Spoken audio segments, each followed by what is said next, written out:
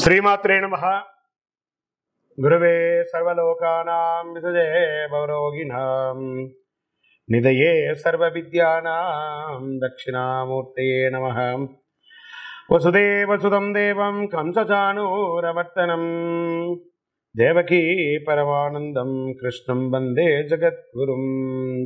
సద్గురుకులదేవతాభ్యో నమః. ప్రతి ఒక్కరు కూడా మీ యొక్క గురువులను, మీకు విద్య నేర్పిన గురువు, మీ యొక్క ఉద్యోగంలో గురువు, మీకు వ్యాపారంలో గురువు, మీ ఇంటి గురువులు, జగద్గురువులందరినీ కూడాను ప్రార్థన చేసుకోండి.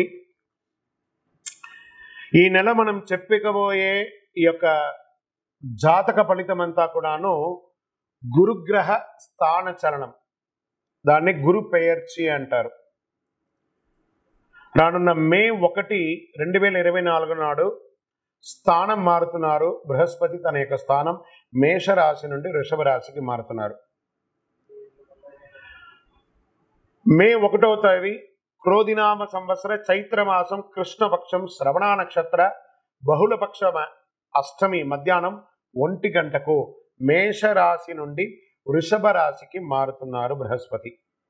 దేవగురువు అయినటువంటి బృహస్పతి గురు భగవానుడు మేషరాశి నుండి అసుర గురువు అయినటువంటి శుక్రుని యొక్క రాశిలోకి మారుతున్నారు వృషభంలో. ఈ సంవత్సరం కాలపురుషుని యొక్క తత్వంలో 2వ ఇల్లు అయినటువంటి ధనస్థానంలో గురు భగవానుడు కూర్చోబోతున్నాడు. గురు భగవానుడు గోచార ప్రకారం 2, 5, 7, 9, 11లో సంచరిస్తే అద్భుతమైనటువంటి ఫలితాలని చెప్తారు. గురు చూసిన కోటి లాభం అంటారు.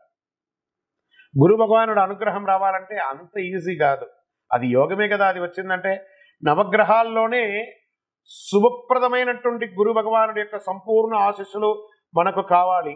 ఐశ్వర్యం, పదవి, విద్య, వివాహం అన్ని రకాలుగా కావలసినటువంటి ఇచ్చే ఏకైక దేవుడు ఈ నవగ్రహాల్లో ఎవరైనా ఉన్నారంటే అది బృహస్పతి దేవుడే, గురు భగవానుడు. 2024 గురు ప్రభావంతో ఈ 3 రాశుల వారికి కొత్త ఏడాదంతా విశేషమైనటువంటి ప్రయోజనాలు ఉంటాయి. గురువు వృషభ రాశిలో కూర్చొని తన 5వ చూపుతో కన్యా రాశిని చూస్తున్నారు, 7వ చూపుతో వృశ్చిక రాశిని చూస్తున్నారు, 9వ చూపుతో మకర రాశిని చూస్తున్నారు.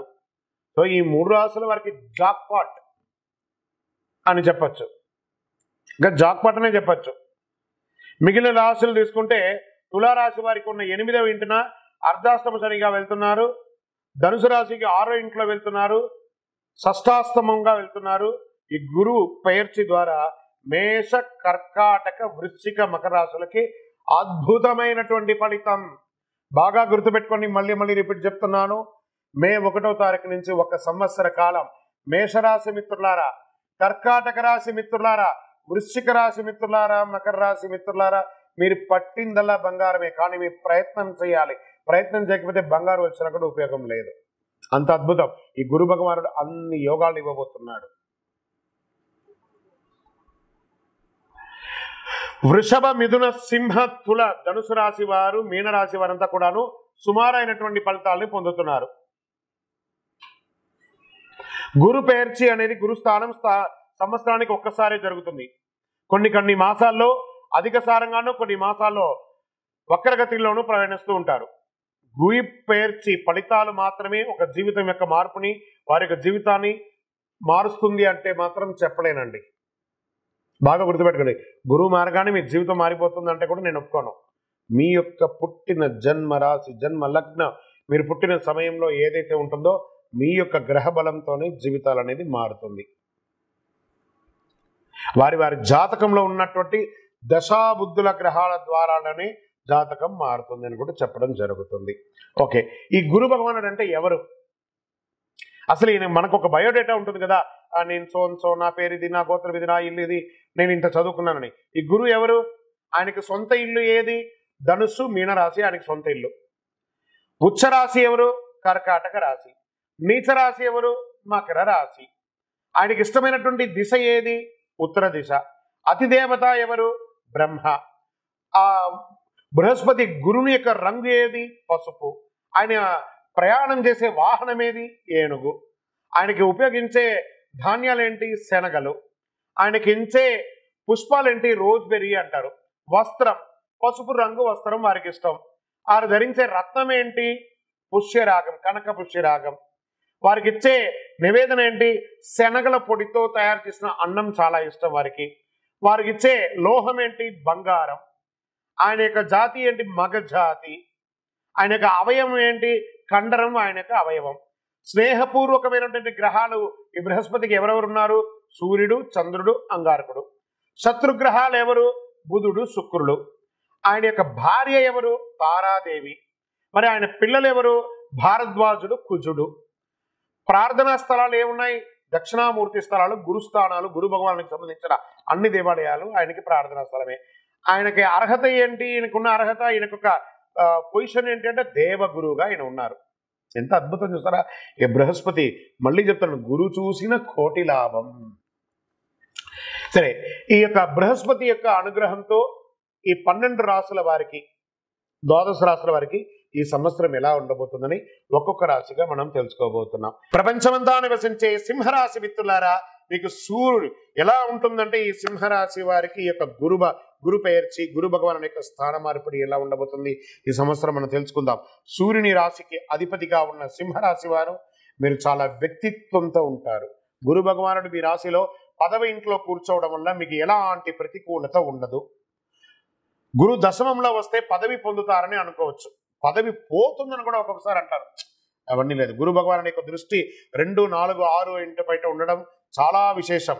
గృహస్థానం, శుభస్థానం నుండి వృత్తి స్థానానికి వెళ్తున్నారు. మీ ధన వాక్కు స్థానం, సుఖస్థానం, రుణ రోగ స్థానం నుంచి చూస్తున్నారు. కుటుంబం అంతా కూడా ఆనందంగా ఉంటుంది. మీ కుటుంబంలో ఉత్సాహం ఏర్పడుతుంది. శుభ కార్యక్రమాలు చేసే అవకాశాలు ఎక్కువ ఉన్నాయి. వృత్తి లేదా ఉద్యోగ మార్పులు జరిగే తీరుతుంది. మారని వ్యక్తులకు వ్యాపార ఉద్యోగ సంబంధిత సమస్యలు ఏర్పడుతుంది. కొంచెం ఏదైనా చిన్న మార్పులు ఏమైనా జరగని వాళ్ళకి ఇక వృత్తిలో మార్పు, వ్యాపారంలో మార్పు జరిగే అవకాశం ఉన్నాయి. మీ వృత్తికారకుడు శని కళత్ర స్థానంలో ప్రయాణిస్తున్నాడు. మరికొన్ని సమస్యలు ఎదుర్కొనే అవకాశాలు ఉన్నాయి. ఆ సమస్యలను కూడా మీరే చాకచక్యంతో, మెలకుతో బయటపడతారు. వృత్తిలో సమస్య, ఉద్యోగం చేస్తున్నటువంటి స్థలంలో సమస్య, ఇవన్నీ కూడా తొలగిపోయి సంవత్సర ద్వితీయంలో ఆదాయం పెరుగుతుంది. కొత్త ఇల్లు, స్థలం, వాహనం కొనుగోలు చేస్తారు. అప్పులు తీరుతాయి. దీర్ఘకాలిక వ్యాధులన్నీ తొలగుతాయి. శత్రువుల సమస్య నుండి బయటపడతారు. ఆలోచనలు నెరవేరే సంకల్ప సిద్ధి సమయం అయింది.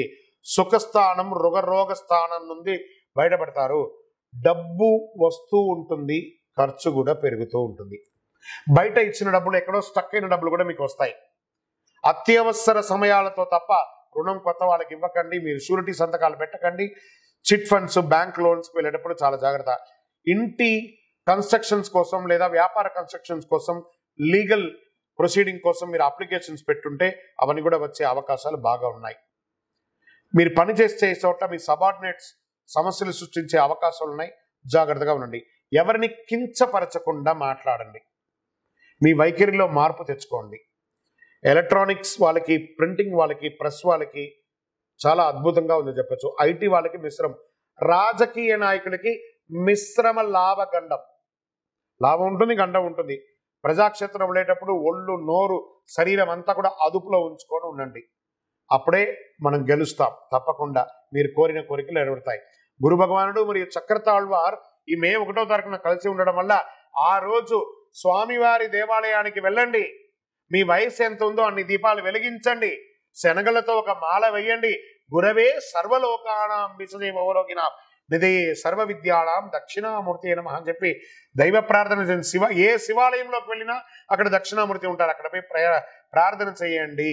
మేము చెప్పే ఈ యొక్క గురు పెయర్చి, గురు స్థాన మార్పిడి మీ వ్యక్తిగత జీవితానికి ఒక 40% మాత్రమే వర్తిస్తుంది.